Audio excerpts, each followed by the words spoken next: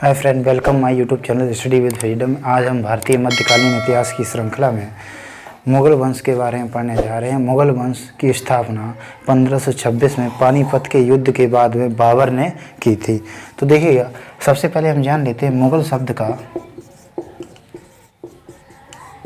शाब्दिक अर्थ बहादुर होता है। मुग़ल शब्द का शाब्दिक अर्थ बहादुर होता है। यह लैटिन वर्ड मंगू से बना है जिसका अर्थ बहादुर होता है। ठीक है, मुग़ल मतलब बाबर की जो मूल जात थी वो चगताई थी। इसके पिता उमर शेख मिर्ज़ा तैमूर के 5वें वंशज थे और माता कुलतुब निगार खानम बानो जो चंगेज़ खां की 14वीं वंशज थी। ठीक है, तो ये 1526 में पानीपत के प्रथम युद्ध के बाद में भारत में मुग़ल वंश की नींव रखता है और भारत का शासक बनता है।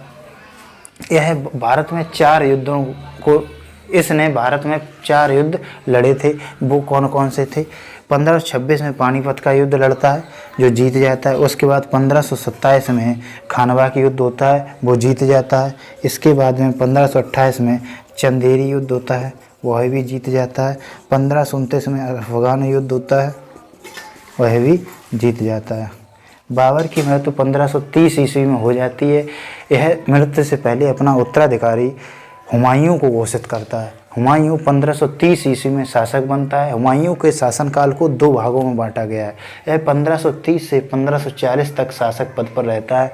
उसके बाद शेरशाह सूरी इसे पराजित कर देता है बिलग्राम युद्ध में, कन्नौज या बिलग्राम युद्ध में। तब ये निर्वासन जीवन जीने लगता है।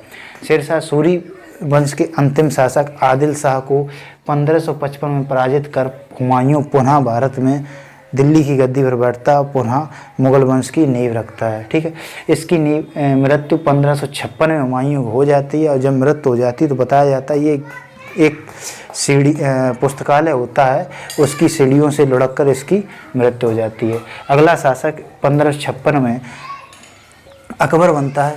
अकबर शासक बनता है 1556 से 1605 तक।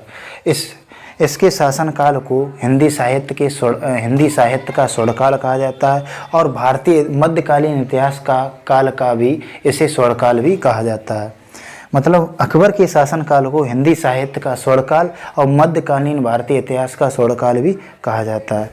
ठीक है, तो इसके बाद अगला शासक 1605 में जहांगीर बनता है, जैसे चित्रकला अगला शासक जहांगीर बनता है। तो जहांगीर के शासनकाल को चित्रकला का स्वर्णकाल कहा जाता है। जहांगीर के शासनकाल को चित्रकला का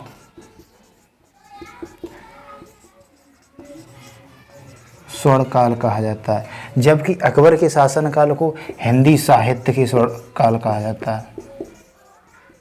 हिंदी साहित्य का स्वर्णकाल कहा जाता है। 1627 ईस्वी में जब जहांगीर की मृत्यु हो जाती है तो इसका पुत्र अगला शासक बनता है जिसका नाम शाहजहां होता है। शाहजहां के शासनकाल को स्थापत्य कला का स्वर्णकाल कहा जाता है। शाहजहां के शासनकाल को स्थापत्य कला का स्वर्णकाल कहा जाता है। इसके बाद अगला शासक औरंगजेब बनता है।